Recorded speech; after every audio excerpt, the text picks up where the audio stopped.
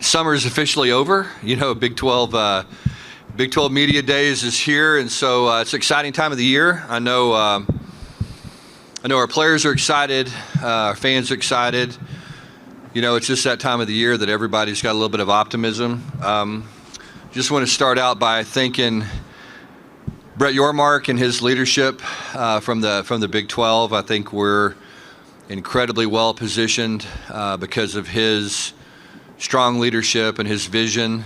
I think it's led to this event today and the stability, that the Big 12 has now. I think the brighter days are ahead for the Big 12. Love the position that we're in. And again, a lot of that has to do with the investment from the universities. I'm certainly blessed to be at TCU, where football is important, and it's important to our university and to our leadership. And I thank Chancellor Pullen and Chancellor Boschini and President Pullen for their support, and Jeremiah Donati, and just really blessed to be here. So, like I said, it's an exciting time of the year. I wore a suit in honor of Brett Yormark. He's always the best dressed guy.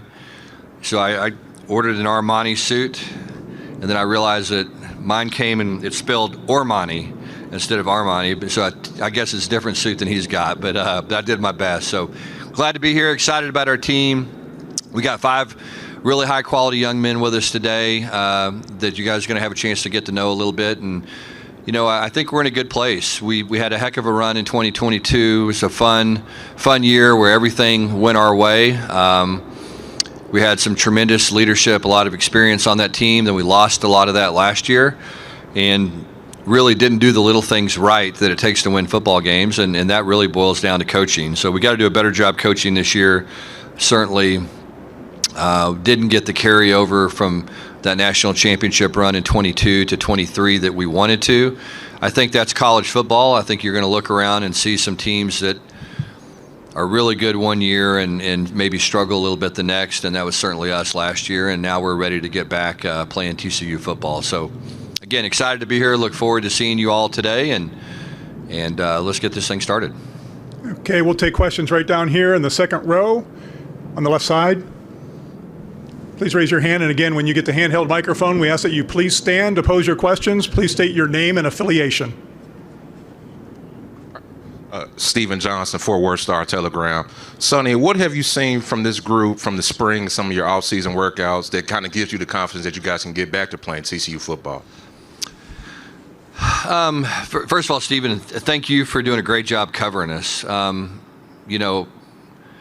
You're there all the time at practice, and so it doesn't go unnoticed, and appreciated, and really appreciate the work that you do for us and the pride you take in covering our program. I think we've come a long way. I mean, I just think our attitude, the standard that these players set for each other and hold themselves to is different than last year's team. I like the leadership of this group. To me, it's a team-oriented team. The guys care about each other. There's not a whole lot of talk about individual accolades or getting to the league or any of that kind of thing. And the guys want to win, and the guys want to lay it on the line for each other and lay it on the line for TCU. So it's a great feeling team. I mean, it has the hunger that successful teams have and the determination that successful teams typically have. We're like everybody else. I mean, it's a new league. There's going to be a lot of things that are going to be different, new additions to the league, a lot of uncertainty. But I love our mentality. I love our attitude. I love the work ethic. I like the toughness of this group. I don't think this group wants anything to be handed to them. I think they want to scratch and fight and earn everything they get. And I really love that mentality. And I think it's a talented group. We've got the right mix of experience coming back, but also a lot of really dynamic young players that I think are really going to help us. Okay, we'll stay on the left side, third row. Hey, Sonny, Colin Wilson with the Action Network. We're going to transition from Joe Gillespie to Andy Avalos, and both highly aggressive, but one runs a 3-man front with Yep. Joe Gillespie and then a 4-man front with Andy. What drew you to Andy Avalos, and do you expect to be a 4-man front even with the portal activity that happened? Yeah, for sure. The good thing about the 4-man front is it's kind of counterintuitive to what you think. Defensive linemen and high-quality defensive linemen are really difficult to recruit. Okay, so you say, well, you're going from, if you're 3 down, you only have to recruit 3, and if you're 4 down, you have to recruit 4. Not entirely true. I think when you're 3 down, you've got to recruit 3 big guys. Those are the hard guys to find. And what that does now is that changes a little bit of the makeup of your defense when it comes to being able to get speed on the field. What I love about the 4-down system is that you're playing with 2 traditional big defensive linemen, obviously a nose guard and a 3 technique, but then you can play with a lot of different body types on the edge, and that can vary honestly from week to week, and your opponent and who's going to get the lion's share of the playing time, and so it allows you to get a little more speed, a little bit more of a pass rusher on the field. I love this group of pass rushers that we have. I think that that's going to be the biggest area of improvement for us is pressuring the quarterback. And when you pressure the quarterback, that changes the game. I think that's all you have to do is look at the NFL, and the 2 highest paid positions are the quarterback and the guy that pressures the quarterback. So obviously those 2 areas are really important. And we're going to be able to throw a lot of different body types out there, and guys that can run and guys that can be aggressive, and we can create some good matchups on the edge and also hold up against the run, as a 4-down as well. So I like the versatility of it. I really have been excited about Andy.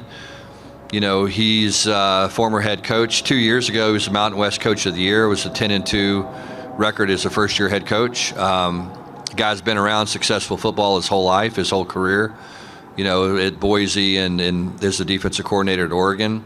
He believes in creating havoc defensively, and I think that's what you have to do in today's college football world. If you let quarterbacks sit back there and have time, they're going to dissect you. The game has changed. I mean, it's just different. There's so many good quarterbacks now. There's so many effective and efficient offenses that people are running.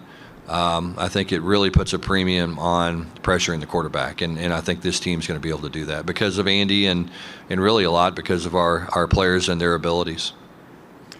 All right, we'll go to the right side in the middle. Melissa Treebwasser, Dave Campbell's Texas Football. Coach, you inherited a lot of defense or a lot of leadership in 2022.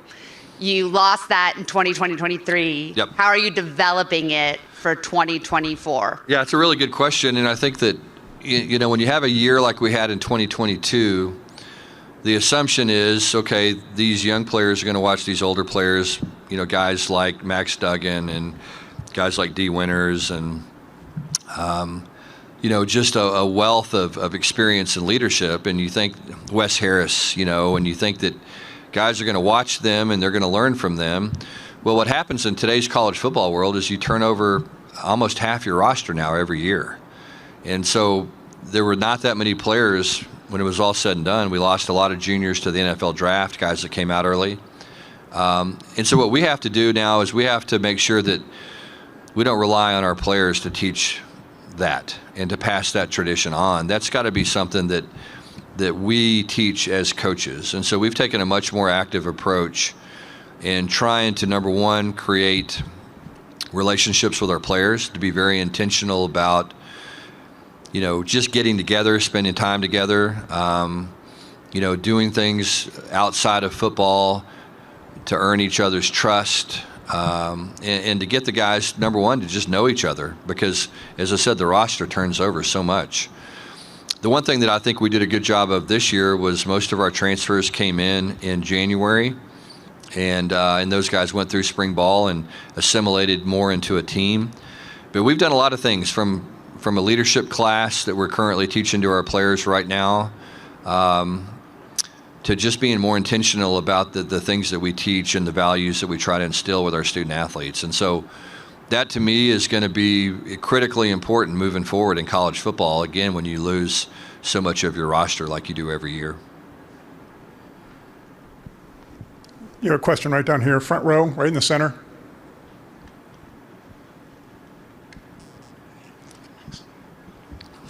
Kenneth Berry, touchdowns and tangents. Coach Dykes, just in regards to obviously coached at Cal for a while, so you're familiar with the four-corner teams coming in. Just from how stacked the Big 12 is, and from when you were coaching in the Pac-12 at the time, how do you kind of compare the parity in the teams you're going to be playing and the intensity in which, you can't really drop a game. You can't really afford to, especially with 16 teams in the conference. Yeah, I think that's a good point, a good question. So I'm familiar with all the new additions really over the last 2 years. Most of the teams coming from the American prior when I was at SMU, and now the 4 teams coming from the Pac-12. My time at Cal, I coached against them. So I think I've coached against all 16 current members of the Big 12. And every team has its own personality, and every team has its own niche and way that they have to be successful and develop in their program. I think what makes the Big 12 unique is parity.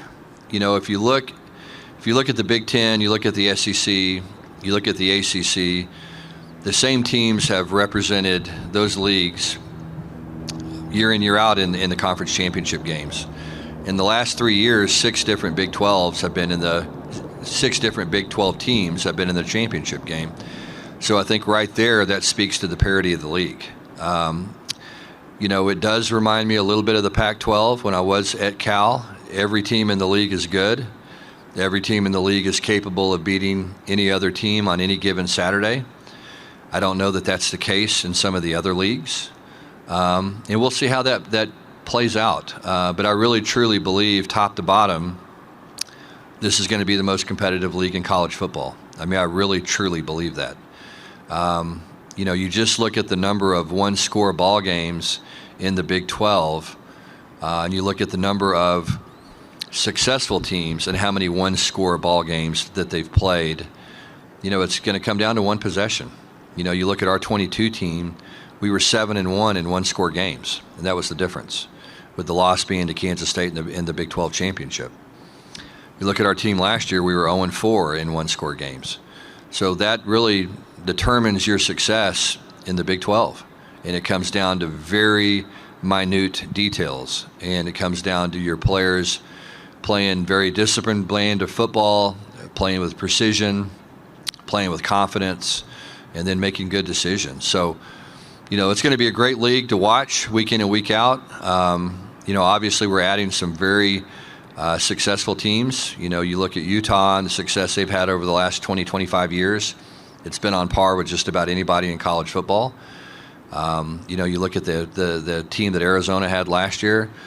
You look at the history of Arizona State football and the potential of that program, and then obviously Colorado. And so, those are 4 quality teams that, all have their own niche and are all very unique and very different. All right, final question will come on the far right back. Hi, Coach Dykes. Alex Blackburn, College Football Dogs. How far... Is that D-O-G-S or D-A-W-G-S? Just out of curiosity. D-A-W-G-S. Okay, well, I know where you're from then. You're from the South. Okay, good. Thank you. I'm actually from Missouri. That's close enough. Yeah, it's in the SEC, right? Close enough, right? Yeah, exactly. But my question is, how far do you think the quarterback room has gone from last year to this year, knowing the experience that Josh Hoover got and knowing the strengths in the receiving core that return? Yeah, I really like our quarterback room. As you said, Josh Hoover got quite a bit of experience last year. Then we took a transfer from Vanderbilt, Ken Seals, and Ken started 16 games at Vanderbilt. We felt like we needed to bring somebody in that had experience. And then we've got a young quarterback, Haas Haney, that, quarterbacked at Aledo, I think was 45-3 as a starting quarterback at Aledo, and had tremendous success and is a tremendous athlete, and, grew up his whole life as a TCU fan. So I love the room. I love all 3 of the guys are different. I think they all have different strengths. I think the experience that Josh got last year was invaluable. He performed really, really well in his first start. Came out and threw, I think, for over 400 yards, maybe close to 500. His first time out as a starter. Really performed well. And then we had some ups and downs, and I think we were very inconsistent, and we didn't always put him in the best position, I think, and we had some growing pains, and that's what you expect when you have a young quarterback. But I love his experience. Again, I love what Ken brings to the table with his 16 starts, and I love the big play ability that Haas brings. So, like I said, it's a very unique quarterback room, all different guys, different strengths, different abilities. Really fired up. I think I think Josh has an opportunity to be one of the elite quarterbacks in the league this season. Would expect him to play at a really high level. I don't know that I've been around too many guys that are more dedicated and mature and more kind of proficient in the way that he handles his business. Every day he wakes up, he's got a plan to get better and improve, and creates relationships incredibly well. The guys admire him, they respect him, they like him, and I think that they're going to go lay it on the line for him every Saturday. So I'm fired up about him and what he brings to that room and what that room's all about. Okay, great. Thanks, Sonny. Okay, thank you.